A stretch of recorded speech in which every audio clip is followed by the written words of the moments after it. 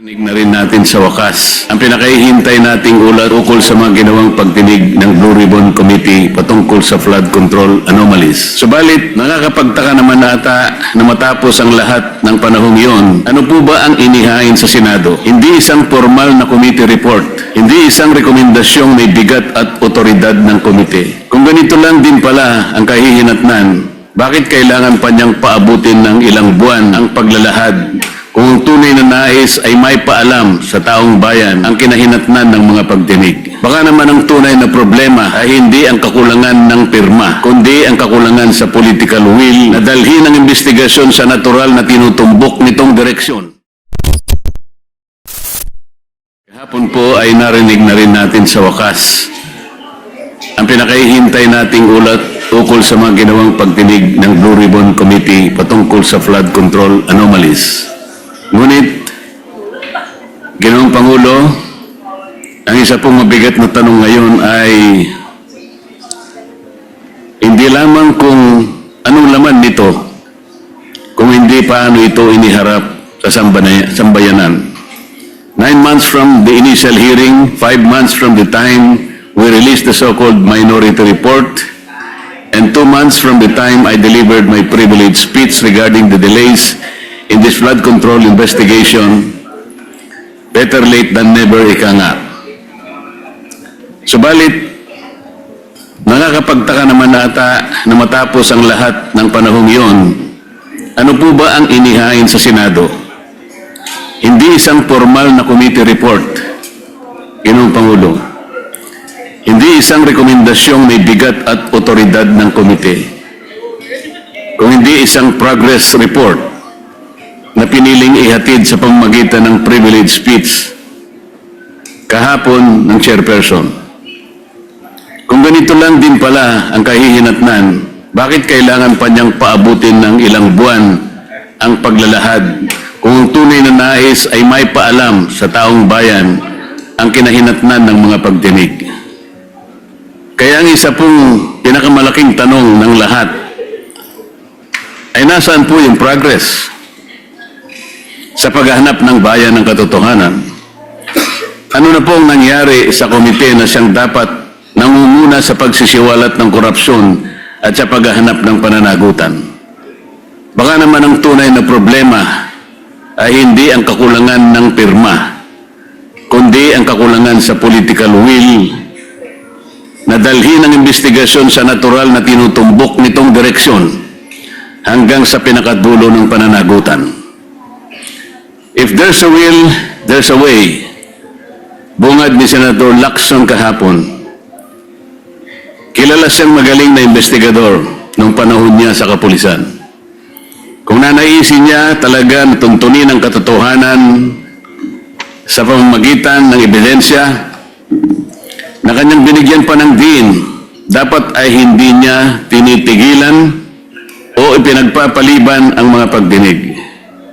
Sinasabi niya na marami daw akong dahilan kung bakit hindi ako pumipirma sa partial report.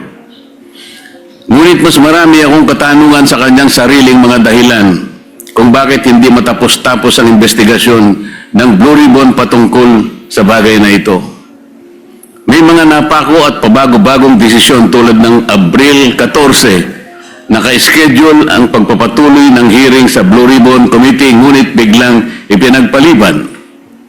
Ngayon naman, ang kondisyon sa partial report na hindi raw magpapatuloy, Ginoong Pangulo, ang pagdinig hanggat hindi napipirmahan ang partial report. Isa itong malinaw na pag-atras sa nauna niyang sagot sa akin nung siya'y direktang tanungin ko sa bulwagang ito, Ginoong Pangulo. Gaya ng pagtiyak niyang ipagpapatuloy ang investigasyon nang lumabas ang balita tungkol sa pagkahuli ni Zaldico. The quest for truth has been effectively hostaged by the whims of the chairperson who emphasized that he respects the decision of his members, but then said that there will no longer be any hearings unless and until the partial report has been signed. He also said that he wants a healthy discussion, yet won't accept any interpellations. Ano po ba talaga, kuya? Senator Lacson is indeed consistently inconsistent. invoking transparency when convenient, but resisting accountability the moment questions are directed at him and his report. Mr. President, are all members of the committee mandated or obligated to sign committee reports? Can members of the BRC be compelled to sign a partial report? There is nothing in our rules that say so, Mr. President. Because his statements appears to imply that the delay in the release of the committee's partial report is the fault of the committee members themselves. How can the chair say that refusal to sign is tantamount to blocking the committee report? Isn't it the minority who submitted the so-called minority report to awaken the committee chair in submitting the report that was long overdue? Siya ay iniluklok ng taong bayan sa posisyon dahil sa tiwala nila sa isang tinaguriang independent fiscalizer ng Senado. Kung minsan nga, Ginoong Pangulo ay na-associate siya bilang corruption czar, moral crusader, Mr. Clean, Mr. Righteous, Holy Willy, Grabbuster. Ngunit imbis na gampanan ang kanyang tungkulin sa mamamayan, gumagawa pa siya ng isang imposibleng kondisyon, ang pagpirma sa partial committee report para lamang hindi ituloy ang pagdinig. Moreover, Senator Lacson is again spreading this false narrative na kapag hindi ka pumirma, hindi mo sinusuportahan ang pagtataguyod ng accountability laban sa korupsyon. Let's correct this false narrative, Mr. President. Hindi minamandato ng tuntunin ng Senado ng lahat ng miyembro ng komite na pumirma sa bawat report na nilalabas ng komite. At the most of it, sumasang-ayon ka kaya ka pumirma. So let this be a clarification to the false narrative being peddled by the chairperson. I haven't signed the report not because I don't advocate for accountability, but because the report itself is incomplete and thus could be biased, Mr. President. To press the committee members into signing a document they are not fully convinced risks compromising both the integrity of the process and the credibility of the committee. Anong kasiguraduhan ng mga miyembro ng komite na ang kanilang pagpirma sa partial committee report ay hindi gagamitin para tuldukan ang mga pagdinig at iwasan na ang paggawa ng matagal na inaantay ng taong bayan na final report? Anong gagawin o magagawa pa rin natin, Ginoong Pangulo, kung sakasakaling sabihin niya na tapos na ang pagdinig, total majority na ang nakapirma? It could be a trap, Mr. President. Bukod pa rito, Mr. President, may isang bahagi po sa nasabing privilege speech ang kumuha sa aming atensyon at hindi namin maaaring palampasin.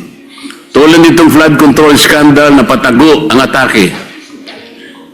Ito pong slide na may pamagat na allocables at leadership fund na kanyang ipinakita sandali kahapon ay may imahe na hindi naman lubos na inilantad sa taong bayan. Putol, hindi buo, walang sapat na konteksto. At tila ba'y tumutukoy sa representasyong ito bilang humihingi ng mga proyektong katumbas ng 500.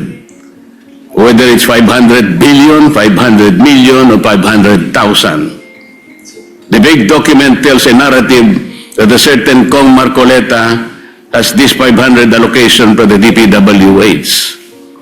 At kapansin-pansin po, Mr. President, na tila hindi nakuha ng naturang slide ang inaasahang atensyon mula sa media matapos ang kanyang privilege speech. Marahil dahil maging ang mga mamahayag ay nakita ang kahinaan nito. Kaya't nakapagtataka na nitong umaga, kaninang umaga lang, Ginoong Pangulo, ay agad siyang nagkaroon ng dalawang panayam sa media upang muling bigyang din at itulak ang parehong naratibo laban sa akin. Para bang hindi naging sapat ang privilege speech sa session hall at kailangan pang palawigin ito sa media upang masigurong kakalat ang malisyosong pagpapahiwatig kahit kulang sa linaw at sustansya. Meron pa siyang ikinuwento na noong ako ay kongresista pa at parte ng Commission on Appointments bilang chairperson ng Committee on Public Works and Highways, ako rin nang hingi ng halagang 1.5 billion na mga proyekto kapalit ng pag-confirm sa appointment ni Secretary Bunuan. Ngunit 500 million lamang daw umano ang naibigay. At sinabi pa raw sa kanya ng ibang kongresista na nabukulan sila at walang nakarating sa kanila ng mga proyekto. Nang siya'y tanungin kung may dokumento ba na susuporta rito, hindi niya sinagot ng direkta at bagos ay sinabi na lamang na kailangang suriin kung mayroong mga substandard at ghost projects sa mga pinagbigyan mula sa aking mga inendorso. Kung ang pag-endorso ng mga proyekto sa DPWH ay basihan ni Senator Lacson ng pagpapaimbestiga sa akin, hindi ba't halos dapat ng mga senador ay imbestigahan na rin? Ayon mismo kay Senator Lacson noong nakaraang taon, Setyembre yata yun, Ginoong Pangulo, halos lahat daw ng mga senador noong 19 Congress ay nag-insert ng allocation projects ng 2025 national budget na nagkakahalaga ng kumulang 100 bilyong piso bawat individual. Ngunit ang ating tagapangulo, kayo po, Ginoong Pangulo, pamismo ang dumepensa sa mga senador at sinabing, I would like to make it clear that whatever budgetary amendments the senators propose, the money for these projects do not in any way go through the Senate or the senator, as some of our kababayans think. It goes directly to the implementing agencies under the executive department. Sa dinami-dami ng mga pangalang nakaladlad sa kontrobersyang ito, ang ilan pa ay tila maingat na iniiwasan ng ating chairman at hindi man lamang nabanggit ng direkta kahit paulit-ulit ng iniuugnay ng mga naglutangang testigo at ilang beses nang naidawit ang mga sinumpaang salaysay, sa mga sinumpaang salaysay. Talaga namang pilit na isinasama ako sa kanyang naratibo. Masyadong halata naman ito, Ginoong Pangulo. Ako na ngayon ang pinagtutuunan niya ng pansin.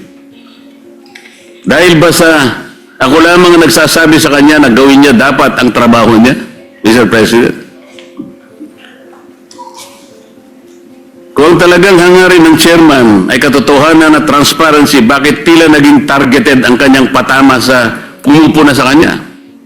Bakit hindi siya manindigan o bakit hindi niya matindigan na mismong ombudsman na nga ang nagsabi ng kanilang kakasuhan, si Speaker Martin Romualdez? Para ba sa kanya ay walang talagang kinalaman o sadyang pikit ang kanyang mga mata sa isinisigaw ng lohika? Sadya ata talagang nagbago na ang ating kasamahan. Nasaan na ang tapang ng dating Chief PNP na habulin ang mga nagkasala sa bayan? Kung itong issue nga na patungkol sa paglimas ng ating national budget ay kanyang iniiwasan at ipinagpapaliban ng matagal, ngayon gusto niyang puntahan ng umunoy breakdown ng mga proyekto para malaman kung may mga ghost projects sa mga ito.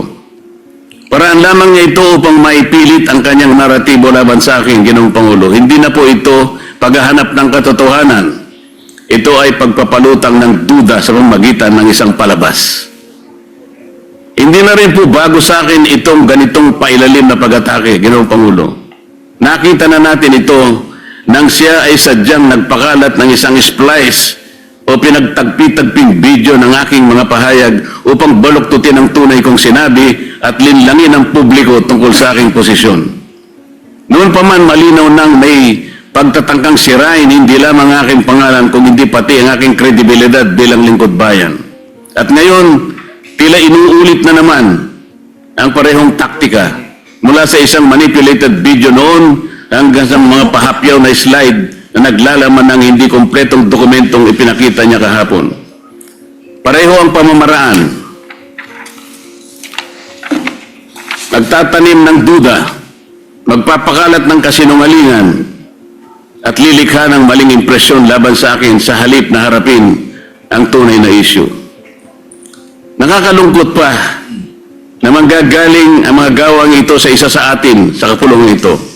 Hindi lamang nakalulungkot kundi nakagigimbal. isipin sapagkat sila po ay binoto ng ating mga mamayan para gumawa ng mabuti para sa ating bayan. At mas lalong nakadidismaya pa, Ginoong Pangulo, na sa halip na gamitin ang kapangyarihan ng Senado upang papanagutin ang makasalanan at hanapin ang buong katotohanan, ginagamit ito ng ilan bilang kasangkapan sa pagtitibag laban sa mga hindi kayang patahimikin at pigilan.